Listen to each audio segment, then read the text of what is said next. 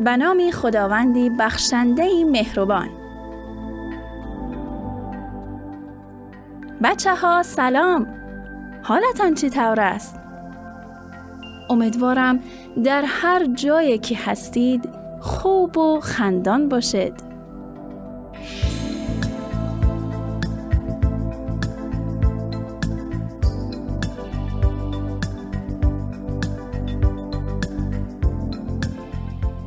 خب هوا هم روز به روز خنک‌تر شده ایستاده است.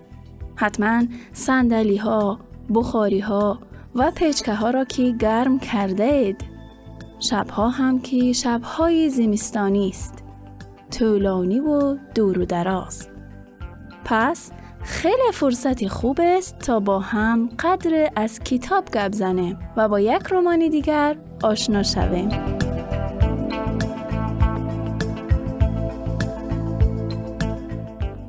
من مدینه حیدرزاده هستم و با یک کافه کتاب دیگر در خدمت شما دوستان عزیز هستم.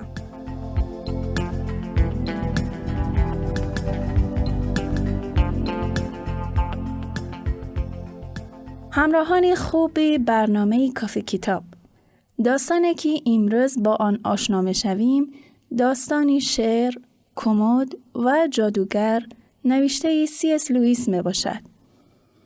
پیشنهاد میکنم تا در این فرصت شب‌های دراز زمستانی حتما نگاه به این رمان پرماجرا که بیشترش در برف میگذرد بیاندازید.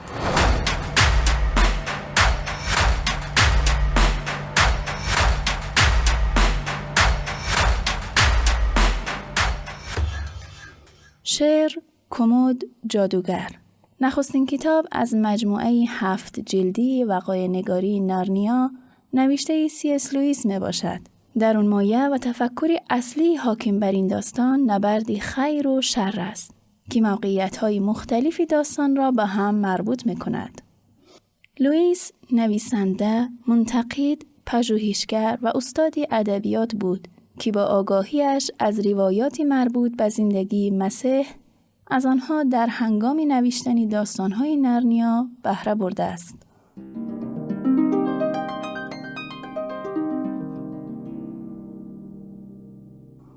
او با دانش و آگاهی از افسانه‌ها و اسطوره‌ها و با قدرت تخیل خود مجموعه سرزمین نارنیا را بین سال‌های 1950 تا 56 میلادی به نگارش درآورد. از این 7 کتاب شعر، کمد و جادوگر محبوب ترین و مشهورترین است و همین کتاب بارها به صورت فیلم و انیمیشن در آمده است.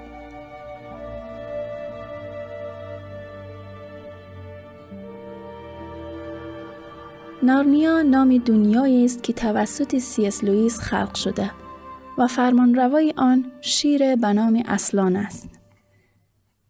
این دنیا دنیای موازی در کنار دنیای ما، اما با قوانین خاصی خود است و موجودات جادویی و اساطیری مانند کتوله‌ها، فان‌ها، غول‌ها و جادوگرها در آن زندگی می‌کنند. در این دنیا برخی از حیوانات توانایی صحبت کردن دارند و برخی قادر به صحبت نمی‌باشند. از عناصر اصلی داستان نارنیا اهمیت زمان در آن است. زمان در سرزمین نارنیا متفاوت با زمان در دنیای ما می‌گذرد. در اصل گذشت زمان در نارنیا بسیار بسیار کندتر است. برای مثال بچه‌ها در کتاب شعر کمد جادوگر از راه کمد وارد نارنیا می‌شوند و در حالی که سال‌های زیادی را در نارنیا به سر می‌برند، هنگام بازگشت به دنیای خود در می‌یابند که تنها چند دقیقه گذشته است.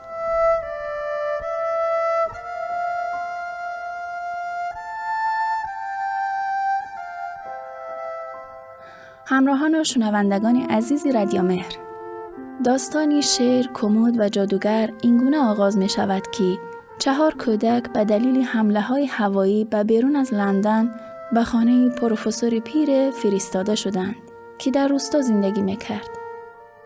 تمامی ماجرا از گردش آنها در خانه بزرگی پروفسور در عصر بارانی شروع می شود. لوسی کوچکترین بچه خانواده است که چشمش به اتاق می افتد که خالی است و فقط یک کمد بزرگ دارد. این 4 بچه با نام‌های پیتر، سوزان، ادموند و لوسی که از راهی گنجه بزرگ به نارنیا می روند، کم کم متوجه می شوند سرزمین نارنیا زیر سلطه ملکه خبیث است که آنجا را در زمستان ابدی نگه داشته و مانع ورود جشن کریسمس به آنجا شده است. در ادامه داستان می خوانیم که شری بزرگ، یعنی پادشاهی جنگل که همان اصلان است، برای نجات نارنیا و ساکنانش به کمک بچه ها می آید. اصلان مهمترین شخصیت دنیای نارنیا و پادشاه آن است. او برخلاف تمام شخصیت‌های دیگر در هر 7 کتاب ظاهر می شود، اما وقت می آید که نارنیا به او بسیار نیاز دارد. مثل زمانی که زندگی ادموند در داستان شیر، کمد و جادوگر در خطر است.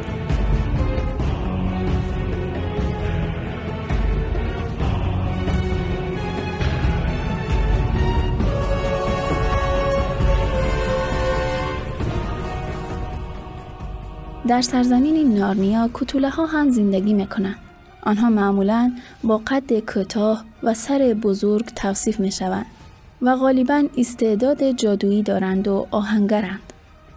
از موجودات اساطیری دیگر دیوها هستند. دیوها هیکل بزرگ و مغز کوچک دارند. گاه زیر زمین و گاه روی آن زندگی میکنند. در نارنیا با غول‌ها هم مواجه میشویم. غول‌های نارنیا نسبتاً کم هوشند و بعضی هاشان به نحو ناخوشایند خطرناک.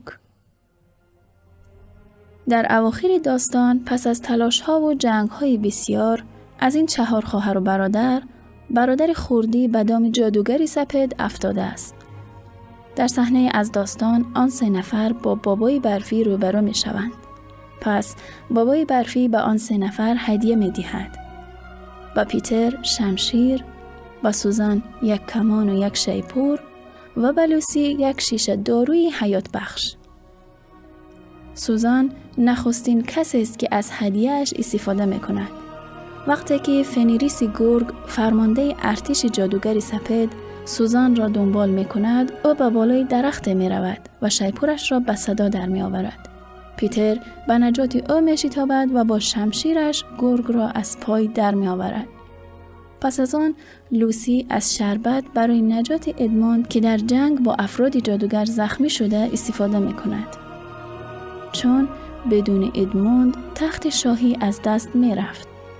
طبق پیشگویی‌ها در نارنیا هر وقت 2 پسر آدم و 2 دختر حوا بر این 4 تخت بنشینند، پایان فرمانروایی جادوگر سپید و زندگی او فرا خواهد رسید.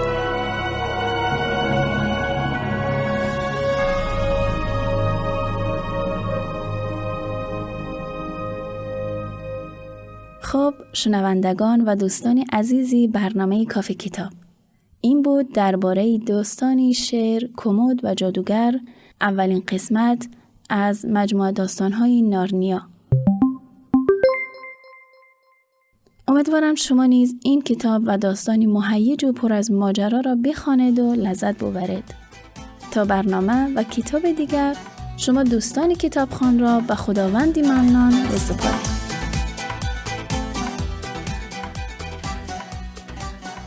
سلامت و تندرست باشید. خدا نگهدار.